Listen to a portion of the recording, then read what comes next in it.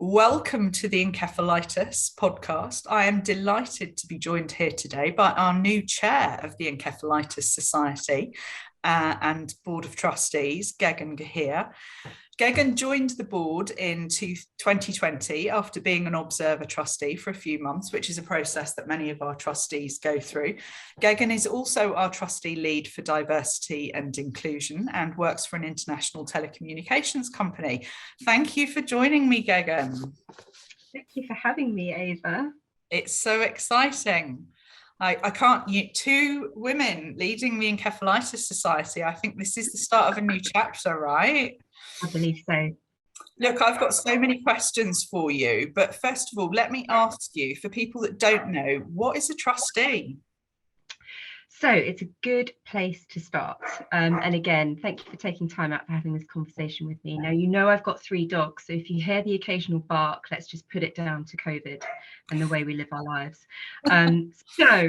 A trustee is a legal term, actually, which can get a little bit complex, but ultimately, in the context of trustees for a charity, they hold the overall responsibility. So they ensure the charity is carrying out its purposes for the benefit of the public. We also make sure that the charity is compliant with the various governance and regulations and legalities. We make sure that everybody's accountable for something, and we make sure that we manage resources responsibly as well. And the most important ones really is that we ensure that we're taking care of things with a kind of reasonable amount of skill and expertise, and overall that that the whole board, as individual trustees and a board as a whole, are acting in the best interests of the charity. So that's kind of the definition of what a trustee is. But ultimately, it's a person in position of trust. Yeah, I hear you've got to deal with some tricky CEO types sometimes as well. Yeah, there are those also. But, you know, as long as they're well behaved, we don't have to do too much with them. I'm always well behaved, for the record. More seriously, tell me a little bit about your connection to encephalitis, because I know you've got a really personal connection. Yeah, I do. My big brother is actually an encephalitis survivor. So he contracted HSV1 encephalitis. It will be 3 years ago, actually this month it'll be 3 years ago. I knew so little about it. I didn't know how common it actually is, how devastating its impact can be, not just on the individual, but also on everybody around them.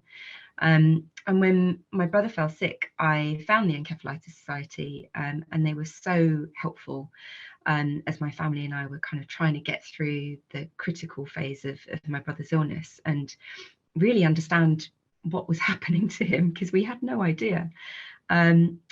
Sadly, my brother wasn't diagnosed immediately, and so he's been left with a lasting acquired brain injury now that his family and he are going to have to cope with forever, really. But as you said, it's a very personal connection to the society.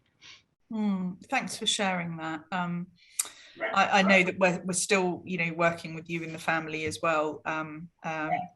But I guess, why become a trustee though? I mean, you've got all of that going on. It feels like a lot of responsibility. You've got a really important full-time job. You've got 3 dogs, a cat, and now a trusteeship. What motivated you? Yeah, you could say I don't do things by halves, I guess. 3 dogs being an example of that, one would have been enough. There's a Latin adage that says, take the wolf by the ears. And I think in this case, the wolf for me was encephalitis. So I wanted to do something constructive that could kind of help either further the research or the understanding or the awareness, or all 3 of those things of this disease, and really try and understand more about patient outcomes due to what happened in my brother's case in particular. And what struck me about the society when I first used it as a beneficiary was how they just went above and beyond to help. It was as if I had an extension to my friends and family as a support group, and it really meant it meant so much to me. And I don't think actually we would have been as well informed or as had an understanding that grounded us in a reality without the Encephalitis Society. And so I felt like I had a huge debt of gratitude. And once we were out of the woods with my brother's critical illness, I kind of just wanted to give something back, even if it meant that just one other person didn't have to go through, what my brother's wife or his children or the rest of us as his extended family had been through. And actually being a trustee is also very fulfilling. I found that there was something missing after my brother fell sick. There was this feeling that everything was a little bit futile. And so helping out with the Encephalitis Society gave me somewhere where I could put my energy, rather than it just kind of bumping around, wondering what to do with itself. I think once you've been through an experience like that, it gives you a different perspective on life and kind of makes you take a view on how you're spending your time. And so once you'd invited me along to have a little chat about diversity and inclusion, and we got on so well, and the whole team there, be it the SLT or the board or everyone else that works at the society, were just such a fabulous group of people. I basically couldn't resist you. I'm told I have that effect on people. It's true. Look, you joined us, literally, I mean, you've been with us as an observer trustee, then along comes COVID-19, a global pandemic. That's at the point actually that your trusteeship with us was formalised. Certainly for me was one of the most challenging times of my professional career with the Encephalitis Society. What was it like being a trustee at that time? I mean, being human at that time was pretty tough, no matter what your situation, I think. But luckily through my work, I'm really used to being able to leverage technology to help connect people in the toughest of circumstances. So I was quite, well equipped to handle all the video calls and the long days and the gosh, what do we do with this situation type conversations. But aside from that, having had a load of experience in leadership means that you kind of subconsciously accumulate a bunch of skills that help navigate the people around you through times of hardship. And I think we're partly very fortunate and partly very skilled in recruiting at the Encephalitis Society, and therefore we have a set of people, including the board, who are made up of a really broad spectrum, each of whom bring a different skill set. And everyone was so open to working flexibly and putting in additional measures. You remember the weekly COBRA meetings that we had, for example, which just meant that we had this deeper level of communication and understanding, not only of what the whole team was going through, but also that higher level of risk that all of our beneficiaries might be exposed to. It was one of those hopefully once in a lifetime moments when you realise that you kind of have to take immediate and really thoughtful action to ensure that everyone comes through as safely as possible. So it was a really tough time, but also it was a really enlightening time, actually. I think we all had to pull on skills that we didn't necessarily know we had. And obviously your leadership through the Encephalitis Society was stellar, Ava. And actually looking back on it, I think it was more weirdly a positive experience than it was, a negative one. Yeah, I think I'd agree with that. I think perhaps my more negative moments probably occurred personally, those long days of, staring at the same four walls and not being able to go out like, so many people. But I think you're right. I think we mobilized quickly and early, and I think we have a really agile team. And I think we were able to do things. But, certainly a big factor, as you mentioned, was those COBRA meetings. In those early days, we were meeting weekly, chief executive, senior team, and the board. What's because everything was moving so quickly.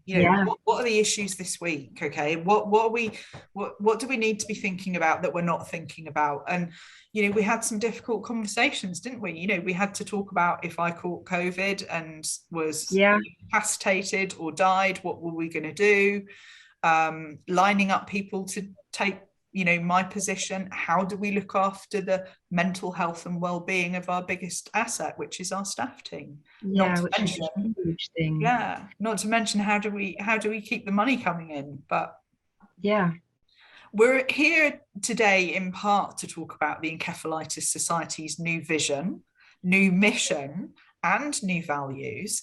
But first, I guess it might be useful to understand, why are a clear vision and mission important for an organisation before we talk about what they actually are? I think people make the mistake of thinking that it's kind of it's good branding and it's good marketing and it's great to have a slogan, and and those things are all true. It's great to be able to sum up what you stand for and make it snappy, and people go to it. But for me, you can have the absolute dream team behind you giving 110% of their knowledge and experience and expertise and energy. But if you don't know as a collective what it is that you want, you'll be kind of spinning out of orbit in no time. I think energy like that can even be very destructive, actually, if you're not pulling in the same direction. So it's really important to come to a consensus on the best outcome for everybody involved. And that, for me, I think is the most important thing about having that really clearly stated. Yeah, and we've really streamlined our vision, our mission, and our values. I think, we've been through this process a couple of times now, and this was a really interesting process for me, where actually people say make things simple, and I think actually that's exactly what we've done. I think we've made things slicker and more simple. But so our new one state, our vision: a world where encephalitis matters to everyone. Our mission: building better futures by driving research, accelerating awareness, and saving lives. So I think that's really slick, really streamlined. But I wanted our listeners and viewers to understand a little bit more from you about why did we choose those?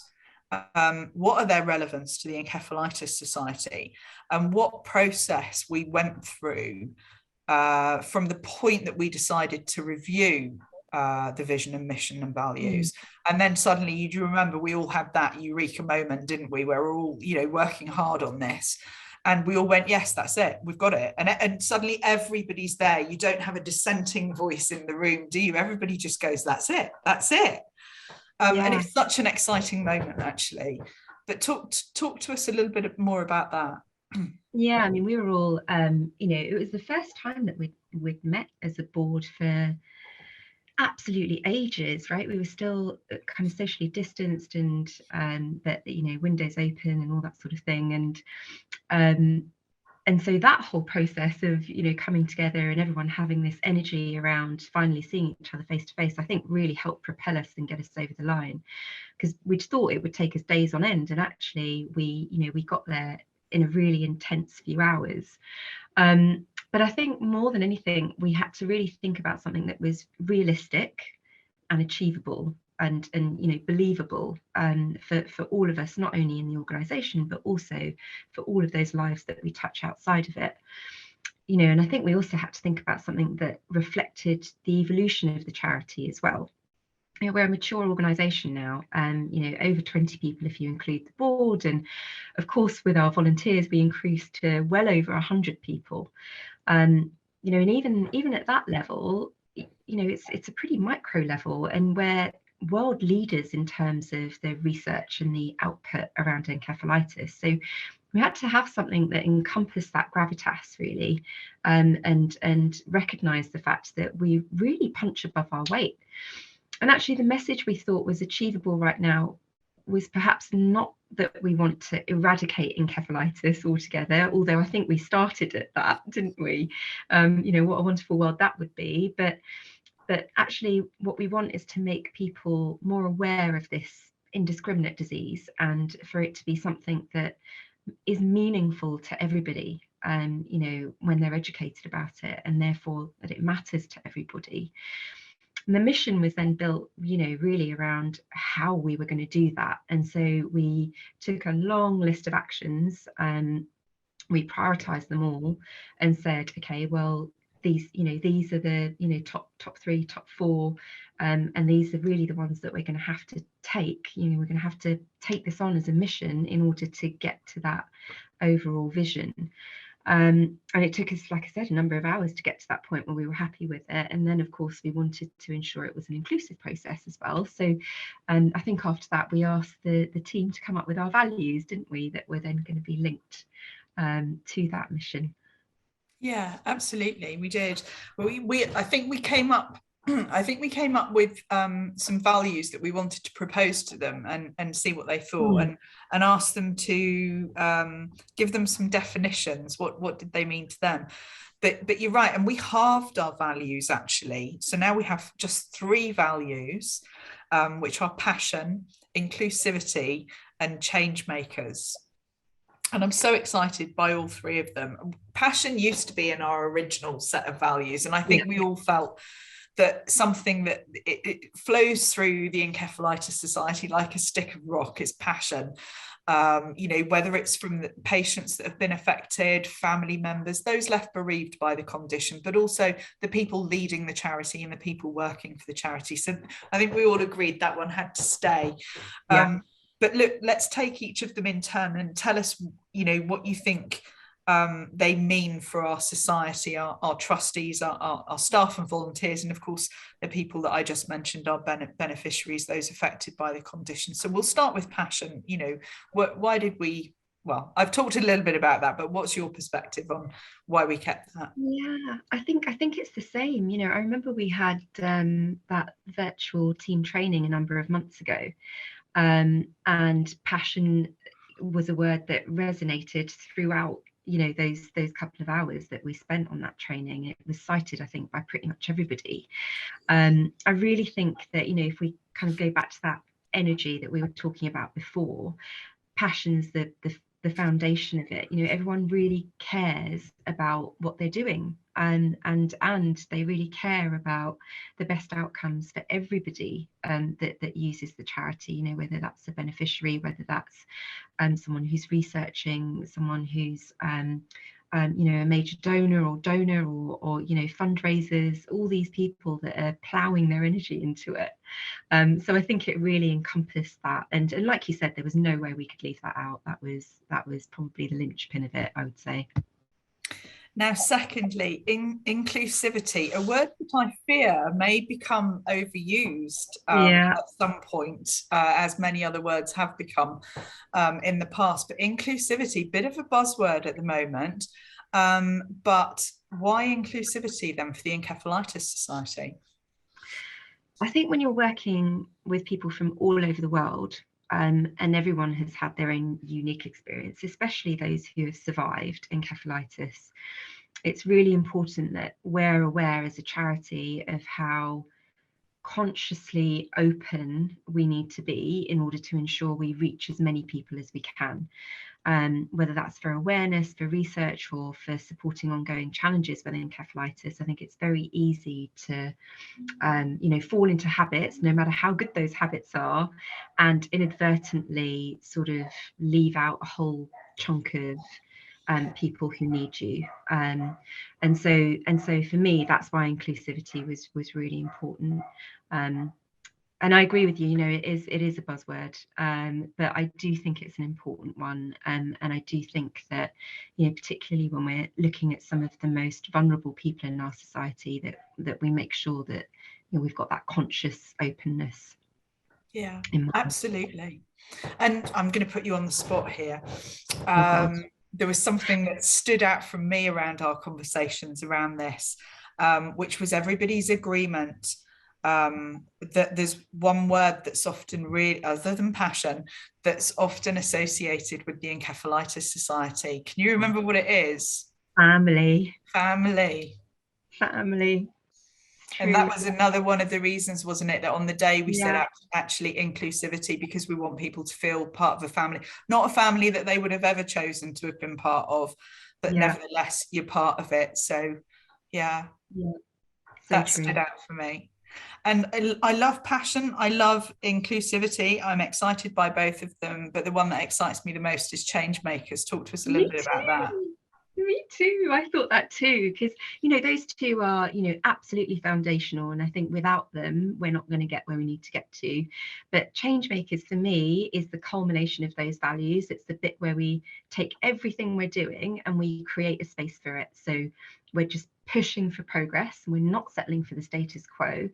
And we're continually working on that evolution to make sure that we change the mindsets around us if they need to be changed, and cultivate the right mindset to push us forwards into the future. So that's my most that's the one that gets me going as well, Ava. Yeah, it does. It appeals to the radical in me. Like to be a change maker. Look, I mentioned at the very beginning, you became our new chair of the board. In fact, in July, earlier this year, I think, and I think, if I'm not mistaken, our first female chair in our history. What does that feel like?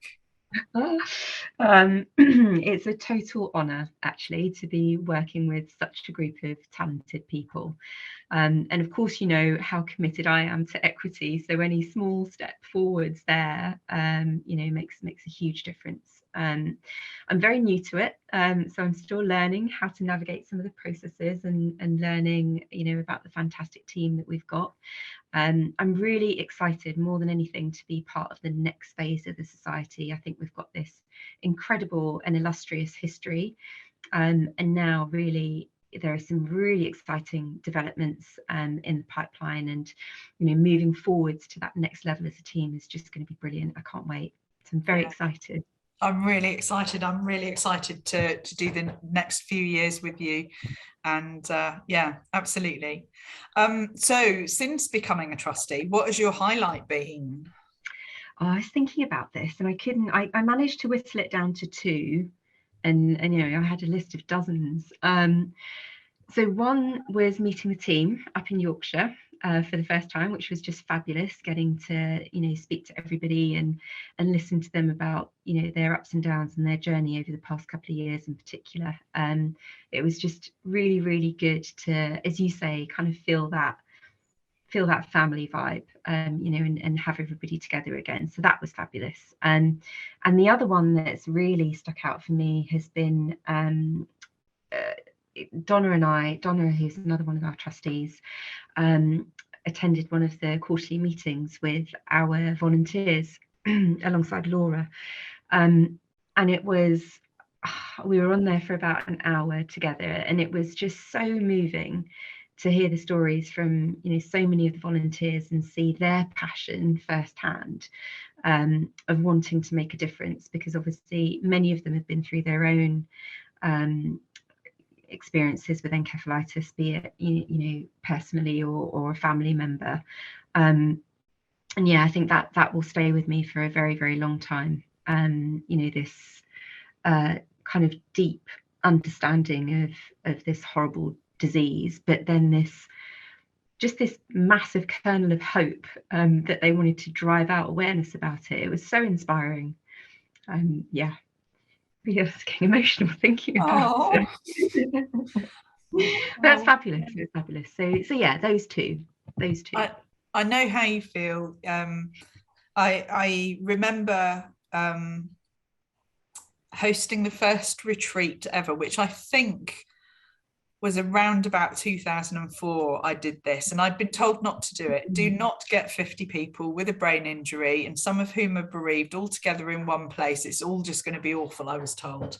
And I just didn't think it was going to be. And you know what? We laughed and did a little bit of crying now and again, but mainly laughed for the 2 or 3 days that we were all together, bringing people together, it's something that's remained a staple of the Encephalitis Society when we can afford to do it throughout. But what I remember afterwards was I cried for 3 days.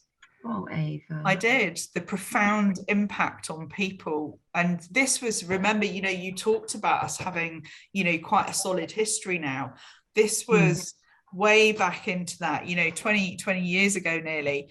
And these people had never connected with each other. At that point, I was running around the country fighting fires,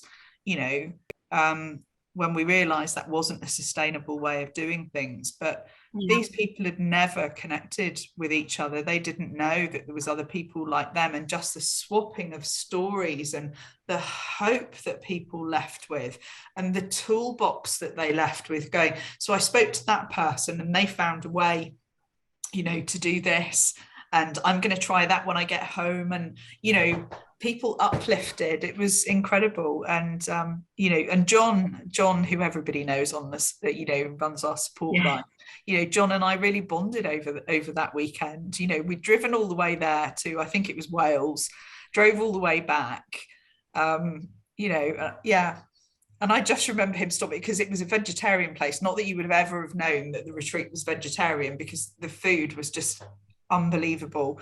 And I just, remember us laughing and crying in the way back. And John saying, "Can we stop for a burger?" So I know how you feel. But, it's those things that motivate us. I still have a picture of that first retreat in my office at the offices, and I look at it, and if you have a tough day, you don't need to look at that, right? And you're just like, that's why we do it. That's what it's all for. But what are your hopes and plans for the society under your tenure? Oh God, trying not to make a total hash of things, probably, to start with. But seriously, I hope that we can work together so we can build towards that next phase of growth for the society. As we know, there's a number of developments underway which I think will really help us step up the research and the contribution towards making a difference on a larger scale for people who really need it, whether that's fundraising, research, resources, or simply the global reach of the charity. So I really hope that we can continue to simplify some of the back end stuff, focus, double down on the research, focus and double down on reaching out to people who actually use the charity, and really get it right for them. That's what I'd love to do over the next few years. And we will. Of course we will. We will, right? Well, look, we've got Christmas coming up, and I'm afraid that you're not going to get to go without answering some Christmas desert island disc questions. Yes, which I haven't had a chance to prepare for, have I, Ava? No, none whatsoever, I'm afraid. So your first desert island disc question. What is your favourite Christmas song? Oh God. There are so many, Ava. It's got to be Coldplay, Christmas Lights. Okay. Okay. What is the best Christmas present you've ever had? I'm really bad at remembering presents.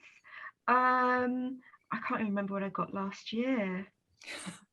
I'll tell you what. No, I do remember. I remember I got a She-Ra horse when I was probably about 4, and that was probably one of my best Christmas presents ever. A She-Ra horse. Yeah, because I had She-Ra, but I didn't have the horse. Oh no! Right? What use is She-Ra, right? If she can't get around. Exactly. So that was probably, I mean, it's the one that stuck with me, right? I mean, there's probably been amazing ones since then. God, Chris is going to kill me. Anyway, yeah, She Ran Her Horse. We'll go for that. Okay. And what was your worst Christmas present ever? Oh, Think carefully in case the giver is still alive, but potentially listening. Worst Christmas present. Okay, it wasn't necessarily the present. It was more the fact that it just turned into a bottle of whiskey before lunch and ended in playing depressive songs. That was a pretty bad Christmas. Oh, yeah, that one. Oh, Yeah. That's sad. Oh no, we don't like that. We're moving on to happier things. Good. We're moving on to Christmas dinner. What would you ask for seconds of? Oh, potatoes, roasties. Oh, okay. Every time. Yeah. All without right. doubt. And off your plate, what are you quietly handing to the dog under the table? Parsnips. Parsnips can do one. They're so overrated. I don't understand it. I don't get them. It's like eating sweet wood. Weird. We've just turned off all the parsnip lovers now. But it does make a change from sprouts. Everybody says sprouts. So thank you. I like a sprout. Yeah. Well, good for you. Your final question of this podcast, nearly, there's one more after this, but anyway, do you have a favourite Christmas movie? Breakfast at Tiffany's. Breakfast at Tiffany's. Iconic. The wonderful Audrey Hepburn. Yeah, and maybe it's not a traditional Christmas movie, but it's one that I always watch at Christmas. So yeah, Breakfast at Tiffany's. Perfect. Well, look, if it happened to arrive with a Tiffany's piece of jewelry, then that would be probably my next favourite present. Yeah. Texting your partner now, so that he watches this podcast. Thank you very much. Yeah, texting him now. Look, we're nearly at the end of the podcast. Thank you so much for your time. I know how busy you are, and but my final question is there anything else that you'd like to say, or is there a question that you wish that I'd asked you that I haven't? No, I think you've as ever, Ava, you're thoughtful and considerate and have thought this through brilliantly. So yeah, the only question you didn't ask me was, when are we going to catch up and see each other again? I hope it will be really, really soon. Of course. I'm seeing you in December. It's not far. Yes, it's true. I'm counting down the days. Look, we've covered an awful lot, as I say. We're really, really grateful to you for taking the time to chat and to share with us, Gagun, especially your personal story, your personal journey. The Encephalitis Society services remain at everybody's beck and call, everybody's service. So if you need any support or information, our teams remain at your service. Go to encephalitis.info for contact details or to chat online with any of the team. We hope that you've enjoyed this podcast. And as always, if you can support our life-saving work, then we'd be extremely grateful. Please visit encephalitis.info/donate. Most of all, though, from Gagun and I, have a great festive season, everyone. Keep supporting the Encephalitis Society, and do remember that we are stronger together.